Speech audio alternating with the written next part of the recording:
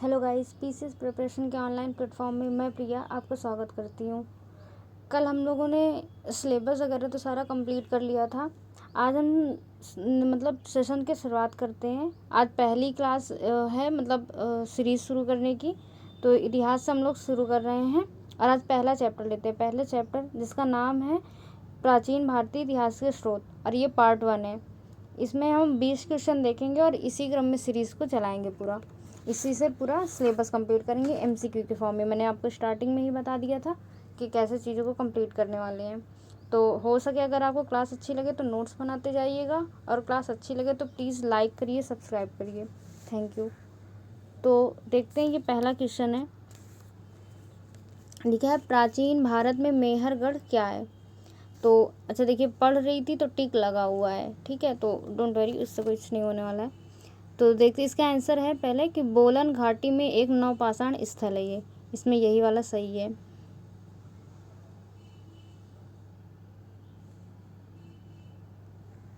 इसमें ये वाला सही है, बोलन घाटी में एक नवपाषाण स्थल है ये।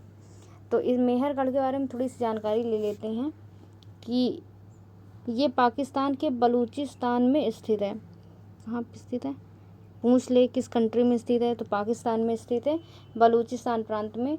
और इस काल में मानव खाद्य पदार्थ का उपभोक्ता था तथा उत्पादक भी था। और ये लोग कृषि कार्य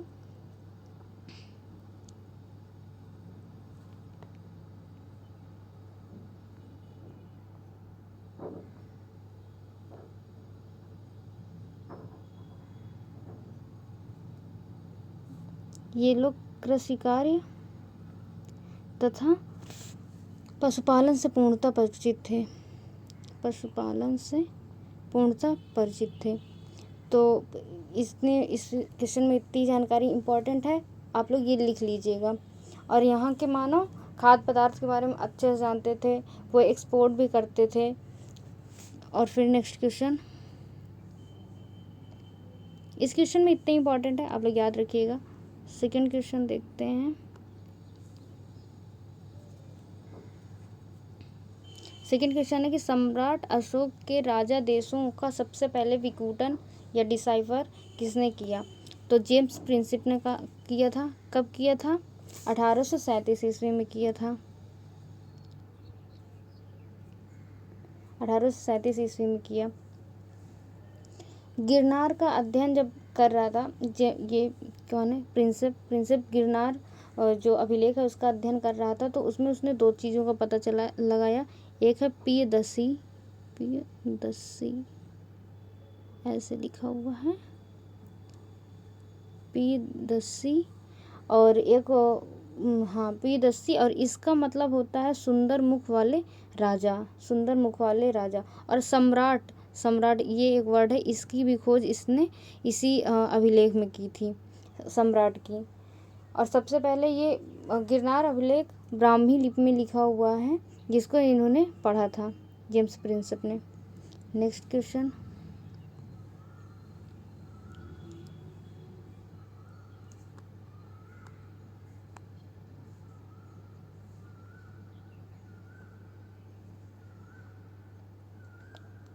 अगर क्लास में कोई कमी है तो प्लीज़ आप कमेंट सेक्शन में बताइएगा, मैं सुधार करूँगी प्लीज़, ठीक है।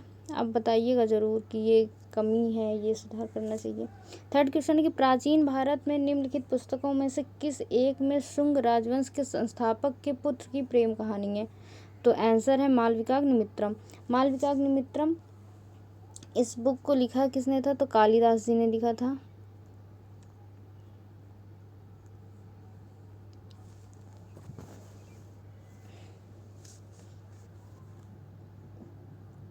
कालिदास जी ने लिखा था।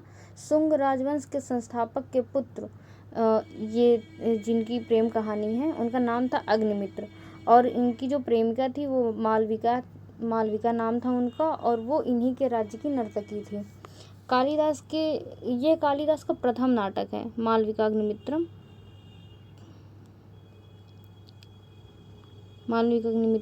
ये इनका प्रथम नाटक है। और इनके दो महाकाव्य भी हैं, रघुवंशम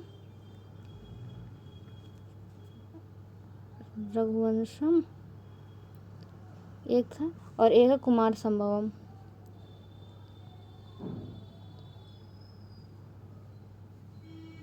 कुमार संभवम।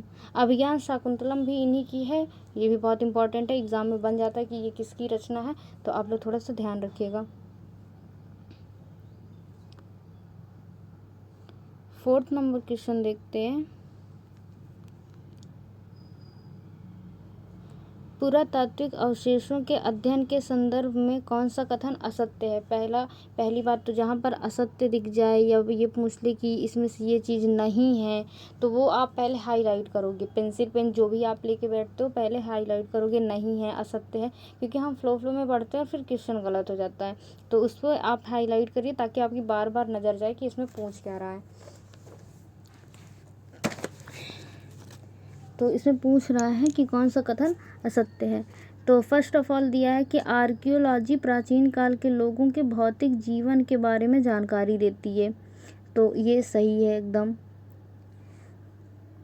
भौतिक जीवन के बारे में प्राचीन काल के, अब ये क्वेश्चन ये भी बन जाता है कि प्राचीन काल के लोगों के भौतिक जीवन की जानकारी के अध्ययन को क्या कहते हैं, तो आर्कियोलॉजी कहते हैं, आप ये याद रख लीजिएगा। सिक्कों के अध्ययन को मुद्रा शास्त्र कहते हैं, एकदम सही बात है। फिर तीसरा दिया प्राचीन काल में कागज की मुद्रा का चलन था, ये गलत है, ये आपका गलत है।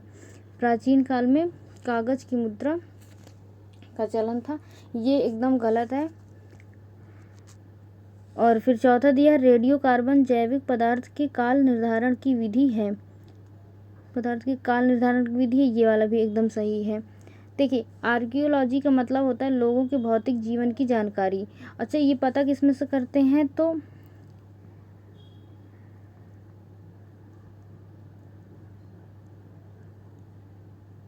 रेडियो कार्बन काल निर्धारण विधि।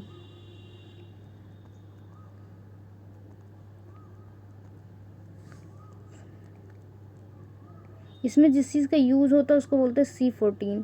C14 के यूज़ करके हम ये पता करते हैं कि क्या चीज़ कितनी पुरानी है, और ये सारी चीज़ों की जानकारी इसी में से मिलती है। और इस प्रक्रिया को क्या कहते हैं, आर्कियोलॉजी, ये आप लोग याद रखिएगा। 5th क्वेश्चन देखते हैं।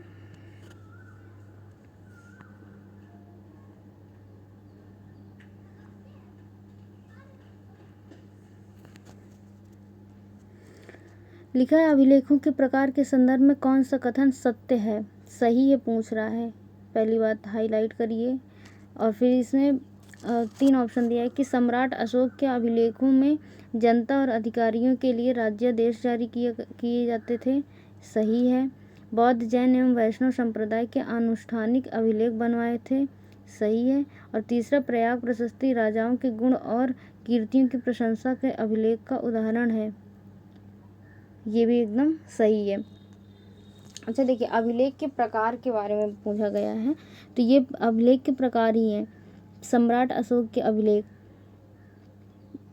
अभिलेख है, इसमें जनता अधिकारी के लिए राज्यादेश जारी किया जाता था।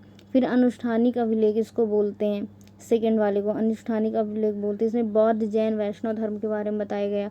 फिर तीसरा आता है प्रयाग प्रशस्ति, इसमें राजाओं के गुण कीर्ति प्रशंसा इन सब चीज़ों के बखान करते हैं, तो ये चीज़ भी इम्पॉर्टेंट है। फिर नेक्स्ट क्वेश्चन देखते हैं।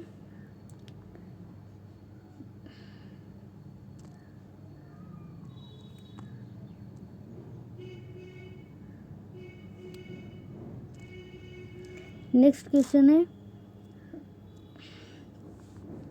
इनको मिलाना। इस टाइप के क्वेश्चन बहुत बनते हैं, हर बार कम से कम 3 से 4 से 5 क्वेश्चन तो आते ही आते एग्जाम में, और सारे सिलेबस से मिला के आते हैं। तो हिस्ट्री में तो खासकर बहुत ज़्यादा पूछा जाता है। तो देख लेते हैं। देखिए A.L. बासम, इनकी कौन सी बुक है, तो इनकी बुक है ये वंडर दैट वॉज इंडिया। फिर D.D. कोशाम्बी, इनकी बुक का नाम है an introduction to the study of Indian history. फिर राजेंद्र लाल मित्र, इनकी बुक का नाम है इंडो आर्यंस। फिर K.L. नीलकंठ शास्त्री, इनकी बुक का नाम है ए history of ancient India.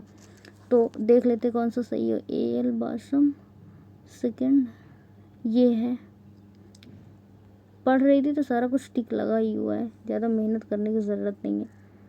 7th number. अगला क्वेश्चन है अगला क्वेश्चन है, दक्षिण भारत और पूर्वी भारत के भौतिक अवशेषों के संदर्भ में सत्य कथन बताइए। तो लिखा, दक्षिण भारत के ईंटों के विहार बड़ी संख्या में बनाए जाते थे। और दूसरा है, पूर्वी भारत में पत्थरों के मंदिर विशेष आकर्षण के केंद्र थे। तो इसमें दोनों गलत हैं। पहली बात, दोनों गलत हैं, तो फिर सही क्या है? तो लिखा है दक्षिण भारत, इसमें दक्षिण भारत में पत्थर से मंदिर बनाए जाते थे। ये थोड़ा उल्टा दिया हुआ है आपको एकदम भ्रमित करने के लिए। तो दक्षिण भारत में जो मंदिर बनते थे, एक सेकेंड, दक्षिण भारत में जो मंदिर बनते थे वो किसमें से बनते थे? पत्थर से। और पूर्वी भारत में जो विहार बनते थे वो ईंटों से बनते थे।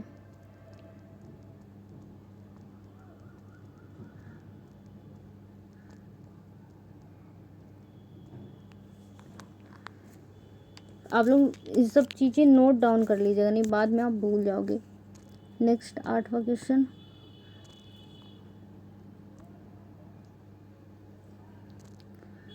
क्वेश्चन है कि निम्नलिखित में से किसे महापाषाण मेगालिथ कहा जाता था? तो कब्र को कहा जाता था। मेगालिथ का मतलब होता है कि पहले की जैसे दक्षिण भारत में ये प्रथा चलती थी कि कोई व्यक्ति अगर मर गया है तो उसके साथ उसकी सारी प्रिय वस्तुएं, लाइक औजार हो गया, हथियार हो गया, मिट्टी के बर्तन हो गए, ये सारी चीज़ें उनकी कब्र के आसपास रख दिया जाता था और बड़े बड़े पत्थरों से उन्हें कवर कर दिया जाता था। इसी को मेगालिथ बोलते हैं।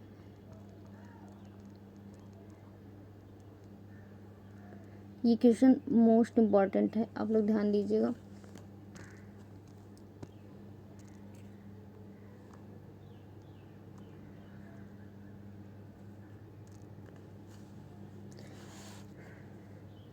क्वेश्चन है कि अष्टाध्यायी, ये संस्कृत व्याकरण अष्टाध्यायी पर के रचयिता निम्नलिखित में से कौन से हैं? तो पाणिनि इसके रचयिता हैं।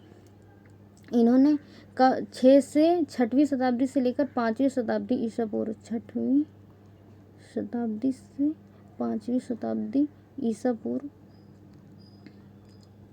इन्होंने लिखा हुआ था, इन्होंने ये बुक लिखी थी। अच्छा, अष्टाध्यायी नाम क्यों पड़ा है? तो ये 8 अध्यायों का समूह है, 8 अध्याय का समूह है, इस वजह से इसको अष्टाध्यायी कहते हैं। और ये क्या है? संस्कृत व्याकरण की एक बुक है, संस्कृत व्याकरण की एक बुक है। नेक्स्ट क्वेश्चन देख लेते हैं। नेक्स्ट क्वेश्चन है कि भारतीय इतिहास के साहित्यिक स्रोतों के संदर्भ में कौन सा कथन सही है? पहला ऑप्शन दिया हुआ जातक कथाएं, पहला ऑप्शन क्या है? जातक कथाएं बुद्धकालीन राजनीतिक घटनाओं की जानकारी देती हैं, सही है। दूसरा है कौटिल्य द्वारा रचित अर्थशास्त्र मुख्यतः एक आर्थिक ग्रंथ है, ये गलत है।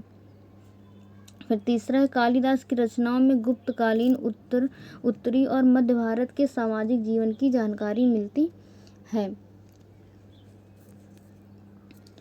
तो ये वाला भी सही है इसमें। तो गलत कौन सा है? कौटिल्य द्वारा रचित अर्थशास्त्र मुख्यतः एक आर्थिक ग्रंथ है, गलत है। ये आर्थिक ग्रंथ नहीं है, राजनीतिक ग्रंथ है, राजनीतिक ग्रंथ है, ये राजनीतिक ग्रंथ है। और इसमें मौर्यकालीन समाज व अर्थतंत्र की जानकारी मिलती है। इसमें क्या मिलती है? मौर्य समाज और अर्थतंत्र की जानकारी मिलती है, ठीक है।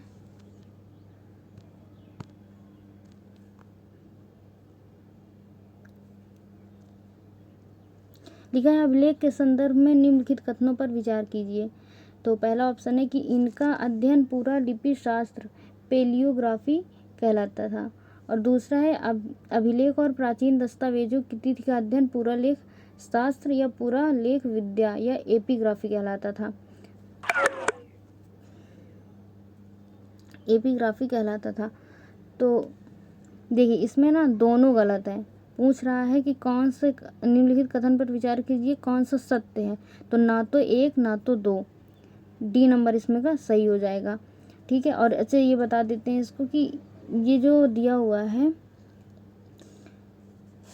अभिलेख का अध्ययन, अभिलेख का अध्ययन, अभिलेख का अध्ययन एपिग्राफी कहलाता है।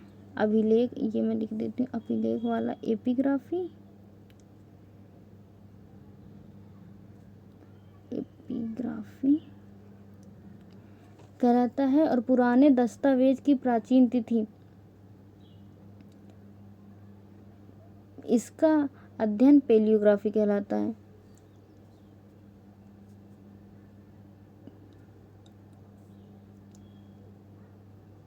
ये पुराने प्राचीन दस्तावेज हैं, इनका अध्ययन क्या कहलाता है?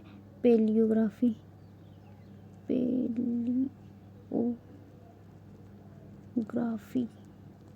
राइटिंग थोड़ी ख़राब है पर आप सब सुन तो रहे ही हो, तो अपने से नोट्स बना लीजिएगा। ज़्यादा लिखने के भरोसे मत रहिएगा कि जो लिखा हुआ है वही, तो आप अपने हिसाब से लिख लीजिएगा, ठीक है। 12वां क्वेश्चन है, प्राचीन भारत के इतिहास के संदर्भ में कौन सा कथन असत्य है? असत्य आया है, फिर से हाईलाइट करिए इसको। प्राचीन काल में प्राकृत भाषा देश भर के संपर्क भाषा का काम करती थी।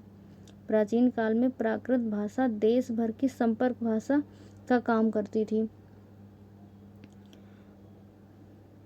फिर है, ये एकदम सही है। फिर आए कि प्राचीन काल में 2 महाकाव्य रामायण और महाभारत की रचना मूलतः संस्कृत भाषा में हुई है। ये वाला भी सही है। फिर सम्राट अशोक के शिलालेख केवल प्राकृत भाषा और ब्राह्मी लिपि में लिखे गए थे। ये गलत है, क्योंकि अशोक सम्राट की जो शिलालेख थे वो अरमाइक लिपि,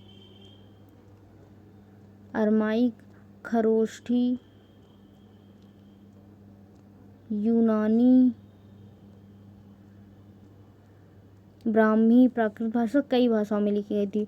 और यह है कि हमारे देश का नाम इंडिया अरबी और फारसी भाषाओं के हिंद नाम से विदित हुआ है। ये एकदम सही है। नेक्स्ट क्वेश्चन,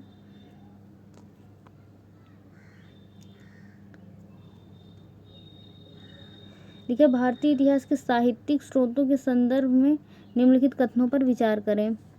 प्राचीन भारत में लिपियां प्राकृत भाषा की में मेष, चर्म तथा काष्ठ फलकों पर लिखी जाती थी। बिल्कुल गलत है ये। दूसरा है, वेदांग की रचना वैदिक मूल ग्रंथ का अर्थ समझने के लिए की गई थी। सही। व्याकरण की रचना पाणिनि द्वारा की गई थी। सही। अभी थोड़ी देर पहले आपने को पढ़ाया ना कि जो संस्कृत व्याकरण की जो बुक है अष्टाध्यायी, वो पाणिनि के द्वारा लिखी गई थी। और इसमें जो बोल रहा है पांडुलिपि और प्राकृत भाषा में मेष, चर्म तथा काष्ठ फलकों में नहीं लिखी गई थी। ये लिखी गई थी ताड़पत्रों व भोजपत्रों में लिखी गई थी। भोजपत्रों में लिखी गई थी। नेक्स्ट,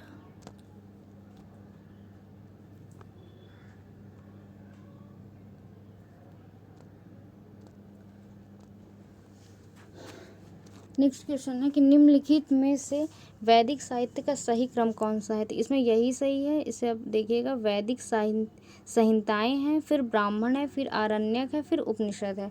इसको बस ऐसे ही याद कर लेना है, एज इट इज़ आप याद कर लीजिएगा। इसमें 3-5 कुछ नहीं करना है, ये बस इतना ही है। फिर नेक्स्ट क्वेश्चन देख लेते हैं।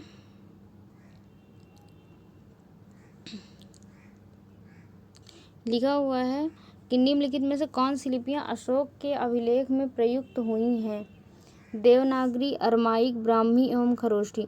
अरमाइक है, ब्राह्मी है, खरोष्ठी है, देवनागरी नहीं है। इसमें ब्राह्मी, खरोष्ठी, अरमाइक, ये वाला सही है। खरोष्ठी, ब्राह्मी ये दोनों तो नहीं के, ग्रीक एवं शारदा ये बिल्कुल भी नहीं है। तो एक तो मिल गया, तो सही तो है, पर सब देख लेंगे। ब्राह्मी है, खरोष्ठी है, ग्रीक, देवनागरी ये तो नहीं है, बिल्कुल भी नहीं है।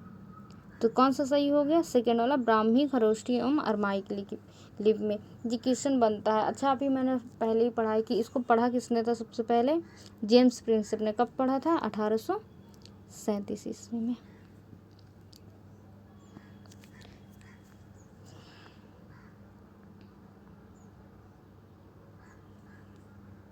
क्वेश्चन है कि भारतीय इतिहास की विदेशी विवरणों के संदर्भ में असत्य कथन बताइए।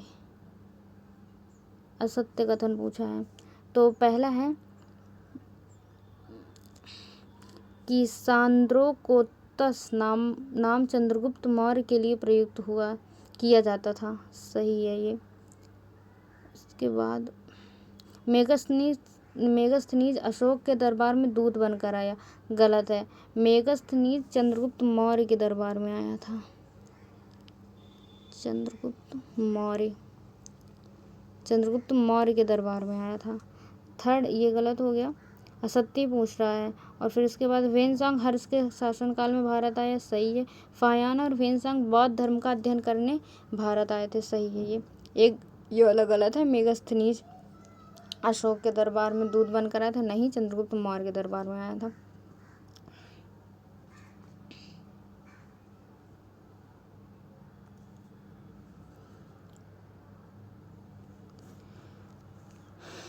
देखिए ये क्वेश्चन इस टाइप से, अभी मैंने पहले बताया कि इस टाइप से क्वेश्चन ज़रूर बनते हैं। मैं सही मिलाने वाले क्वेश्चन तो बनेंगे ही बनेंगे। तो देखते हैं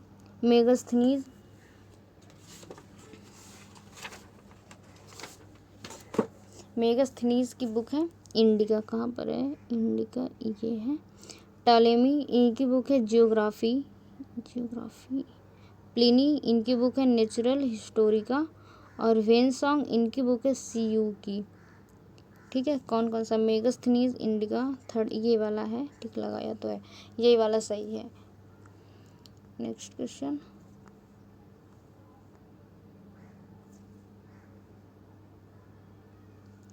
देखिए ये भी वही राइटर और उनकी बुक है। तो बाणभट्ट इनकी एक रचना है हर्षचरित्र। विल्हड़ की रचना है विक्रमांक देवचरित। अतुल की है मूसिक वंश। ये मूसिक नहीं है, ये भूसिक वंश है। ठीक है, आप लोग नोटिस करिएगा इसको। भूसिक वंश है। ये जूम करने की वजह से समझ में नहीं आ रहा। संध्याकर नंदी ये रामचरित इनकी बुक है। ये सब आप लिख लीजिएगा प्लीज़। नेक्स्ट क्वेश्चन है कि भारत के प्राचीनतम पंचमार्क आहत सिक्के मुख्यतः किस धातु के बने होते थे? तो ये चांदी के बने होते थे। अच्छा, इनके आहत इनको क्यों कहते हैं? क्योंकि ये ठप्पा मारकर बनाए जाते थे। ठप्पा मारकर बनाए जाते थे, इस वजह से इन्हें आहत सिक्के कहते थे।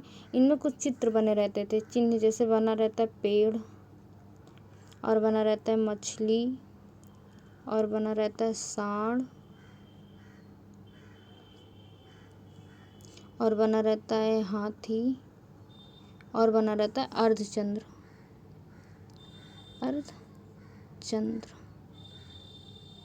इतनी चीज़ें, पेड़ है, मछली है, सांड है, अर्धचंद्र है और हाथी, इतनी चीज़ों का चित्र बना रहता था इन सिक्कों पर। ठप्पा मार के बनाया जाता है, इसलिए इन्हें आहत सिक्के भी कहते थे। और ये मोस्टली चांदी के सिक्के रहते थे। आज का लास्ट क्वेश्चन है।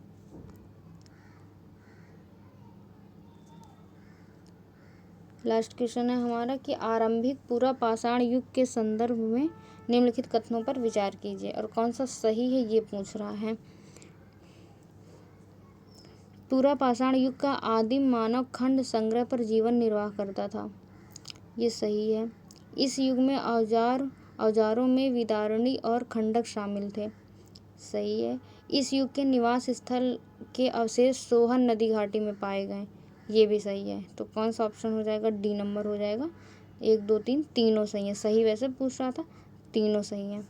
चलिए आज की क्लास यहीं पे ख़त्म करते हैं। कल अगर मैंने आपसे बोला था कि आप पूर्वावलोकन वगैरह पढ़ के आइएगा, फिर क्लास अटेंड करेंगे तो ज़्यादा समझ में आएगा। अगर नहीं पढ़ के आते तो भी मैं कंप्लीट तो करवा ही रही हूँ, पर अगर आप पढ़ के आते हो तो वो आपके लिए ज़्यादा बेनिफिशियल होगा। तो थैंक यू मुझे सुनने के लिए।